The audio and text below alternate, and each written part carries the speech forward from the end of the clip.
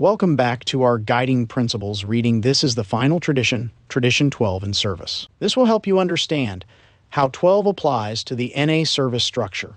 The questions for each section that are in our book will be posted in the description box below. Join our group on Facebook. A link will be in the description box after the questions. Tradition 12 says, anonymity is the spiritual foundation of all of our traditions, ever reminding us to place principles before personalities. In service, being of service takes us out of ourselves and focuses us on the greater good. Service can be a tremendous relief. We get a reprieve from the self-centeredness at the core of our disease. It is a gift to be able to set aside the burden of self-obsession and focus on principles. We have many reasons for getting involved in service, and sometimes those reasons are far from selfless. Most of us who have stuck around for years or decades have at some time or another found ourselves driven by mixed motives, to boost our egos or get recognition or just to get our way. When we experience success or achieve big accomplishments in service, we may struggle to find comfort with selflessness once more. Even when we know better, we may not want our name over the door of the meeting hall, but we want the respect and credit that seem to be our due. No matter how justified we may feel, self-centered service can be destructive. If our work is not grounded in spiritual principles, at some level it may not be service. When we serve NA from a genuine desire to give back and to carry the message, our spirit and our fellowship both benefit. We are the ones who make NA happen. Our service centers may employ special workers, but there are no professional recovering addicts. A member shared, I get asked to take leadership positions a lot because I have more clean time than most people in the room. I have to think carefully about that, whether it's wise, whether I should step aside and let someone else have a chance, or whether my experience is really needed. I can only get to the right answer if I keep my ego in check. We must take care not to treat any one member as if they were more or less important than another. This can be even more of a challenge than the struggles we have with those of whom we are naturally suspicious. When we allow our more charismatic members to get away with something, we harm them as much as ourselves. We set ourselves up for conflict and disunity. Acting in ways that lack integrity can become habitual. When we get away with it for a while, we start to forget that what we are doing is wrong. When it starts feeling normal for some members to have prestige or for the rules to apply only sometimes, we are not respecting the spirit of anonymity. The idea that we place principles before personalities means that NA service must never be a popularity contest. Our relationships in service reflect the relationships in our lives. We can come to these relationships in a spirit of harmony and love, or from a place of suspicion and fear. Trusting each other doesn't mean that we reject accountability. We put routines in place to protect ourselves and our trusted servants from the types of mistakes we as addicts are liable to make. Active trust involves helping each other bring our best to the process. When we serve together in a spirit of love, we remember why we are all here. Differences of opinion that threaten to tear us apart begin to shrink to proper proportion when we focus on our primary purpose. Our task in Step 12 is to help each other in a spirit of anonymity. Regardless of our personal differences, we help save each other's lives. This can be particularly challenging when we have personal history that has given us good reasons to dislike or distrust each other. The trust this tradition asks us to practice is not blind. Especially after we have been here a while, we know what kinds of defects addicts tend to act out on, and we know the people we serve with. Placing principles before personalities is easier said than done. In service, we persist in tolerance, forgiveness, and hope. We find the courage to address sensitive matters, which may bring an emotional reaction from other members, and the wisdom to exercise compassion when doing so. We allow each other to recover in dignity and to serve with selflessness, because we know a power greater than ourselves is present in the process. This exercise in anonymity will continue to challenge us throughout our recovery. Personalities themselves don't conflict with principles, but sometimes our actions do. We may have to check ourselves, is this person actually out of line, or are we just frustrated by who they are? Is this member really the best one for the role, or are we voting for them because they are our friend, or because we want them to like us? Are we responding to their actions or their personalities? Are we asking some members to adhere more closely to guidelines than others? If an action is wrong, it's wrong no matter who is doing it. If an action is right, it deserves our support no matter who is doing it.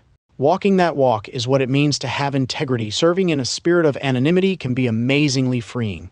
We are able to focus on what is being said, not who is speaking.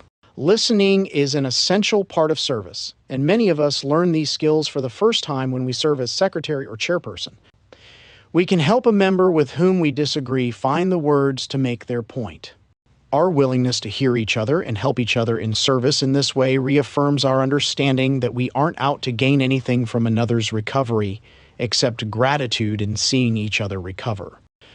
We get to feel that quiet satisfaction in being useful, as one of our basic tech stories says. We learn to trust the process. Of course, trust doesn't always come easily. A member shared, "I have to let go and trust that, while they may not be doing the task the way I would do it, it's getting done and it will be all right. Their way might be good too. Their way might even be better." If we stick around long enough, we sometimes get to see the ideas we opposed actually work out for the best, because they were right, or because we learned through the experience. And we see our ideas and contributions make a difference in shaping NA. It may take a long view to see the fruits of our labor. We don't give up, whether it's 5 minutes or 10 years before the miracle happens. We come together in unity not in spite of our differences, but with great pleasure in them. We have such a wide variety of experience and perspective to share with each other and to help us carry our message. Service in NA is anonymity in action. We act in a spirit of equality and goodwill, setting none of us above others. We celebrate each other's successes, even when we have disagreed profoundly. We serve not for recognition or approval, but to help carry our message to the addict who suffers. When we serve in a spirit of anonymity, we remember that our unity must come first, and that the powerful relationship between the first tradition and the 12th holds us together, even when we feel like we will surely come apart. The power of Tradition 12 in our service allows us to bear witness to greatness, to find joy and comfort in work, and to participate in making narcotics anonymous. A Just for Today program is always beginning anew. Each of us is founding NA today, right where we are. Each of us is building hope for ourselves and for the addict yet to come. We know that the work we do in service has effects far past our ability to see or imagine. Allowing ourselves to be part of this work is a gift to ourselves even more than to those we serve. Epilogue. Our traditions as a whole are about learning to love. We learn to live in peace and dignity with others, to take care of ourselves as we reach out to help, to offer a hand without overstepping or demanding anything in return. Our concern for others is no longer based in what they can do for us, or even whether or how much we like them. We care because we share a common problem and a common solution, and in that we find common ground and common purpose. Anonymity offers us spiritual safety, an ability to see the work of a power greater than ourselves all around us. We begin to trust that force as a presence for goodness in our own lives. We learn to take risks, trust, share, and care.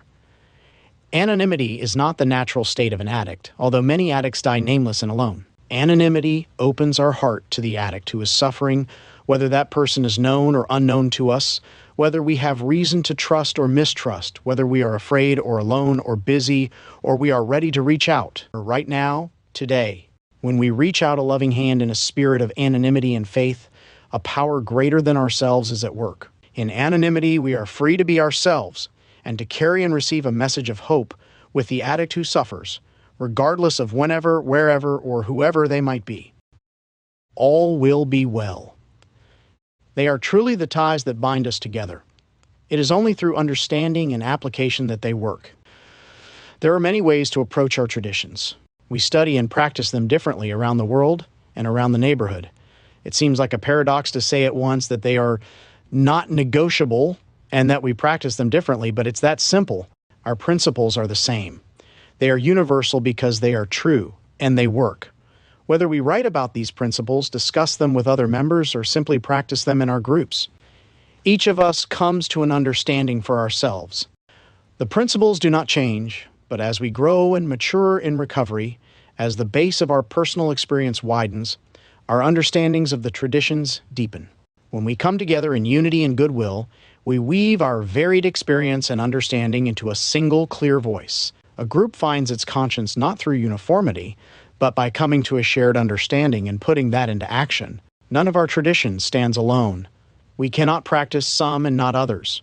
We do best when we don't try to enforce one tradition or another at the expense of unity or at the expense of another addict's right to membership. Instead, We share perspectives and lessons and trust our fellows to follow their conscience as we follow ours. Carrying our message can be a life and death proposition for us, and a loving higher power is our ultimate authority. Each of us has the choice to be a member of Narcotics Anonymous, and all members are equal. When we practice the 12 traditions, we are creating a fellowship that takes its guidance from spiritual principles rather than individual personalities. In our NA groups, the traditions guide us to create an atmosphere of recovery in which we can find the identification and empathy we so desperately need. In service, the traditions keep us on course. They guide us to work together in a spirit of unity and interact with those around us in ways that are appropriate and productive. The traditions teach us as individuals what it means to be members of a fellowship and how to live within our NA communities. We also learn more about who we are in relation to family, community, work, and intimacy. The principles we learn in the traditions become part of what we practice in all our affairs. They bring peace in our hearts and unity in our lives. The spirit of service is a blend of passion and compassion. Addicts are remarkable, resourceful, and creative. When we get excited about something, there's no telling how far we can go with it. The 12 traditions guide us to moderate our enthusiasm with clarity about what matters to us and the wisdom of experience. When we know our purpose, our work can be focused. When we can see the pitfalls awaiting us, we can take action to avoid them before we stumble. Our traditions show us our purpose, our path, and the obstacles in our way. We go forward with optimism and caution, with joy and hope. We learn from our own experience and from the experience of those who have gone before us. Willingness fuels our action. Open-mindedness allows us to learn from experience and to bring imagination and creativity to our service without losing sight of our principles. Recovery didn't begin for us when we wished for it. It began when we heard a message and started taking action to save our lives. We can't take creative action if we are afraid to take a risk. In service, in our lives, in our relationships, we apply the principles of recovery to the best of our ability. Even when we try our best, we will sometimes make mistakes.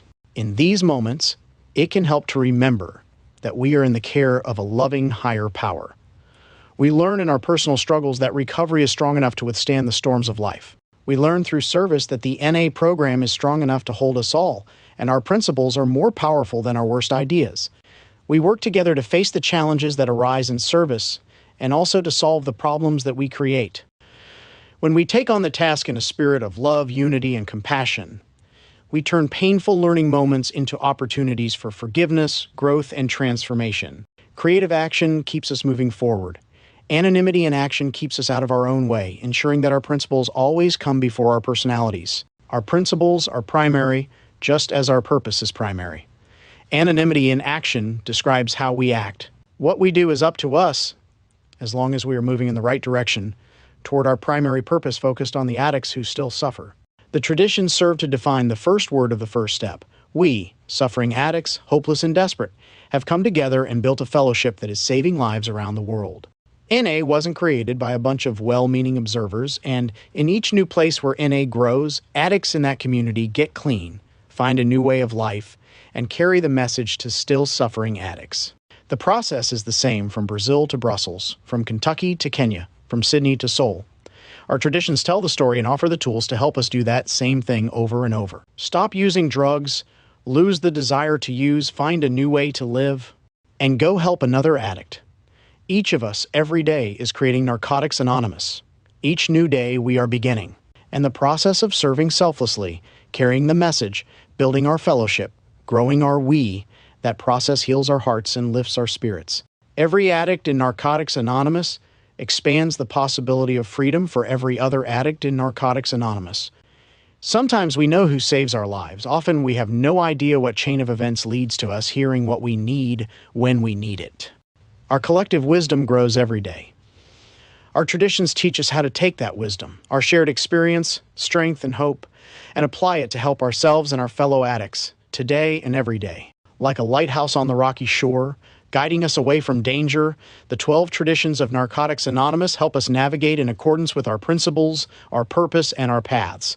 This is not the final word on our traditions, but the beginning of a journey with the principles as our guide. So long as we follow this way, all will be well. This concludes this section of Tradition 12 in Service and the Guiding Principles book. In the description box, you will find the questions. These questions offer a way to begin or continue the process of writing, reflection, and discussion of this tradition with your sponsor or other NA members or service group if applicable.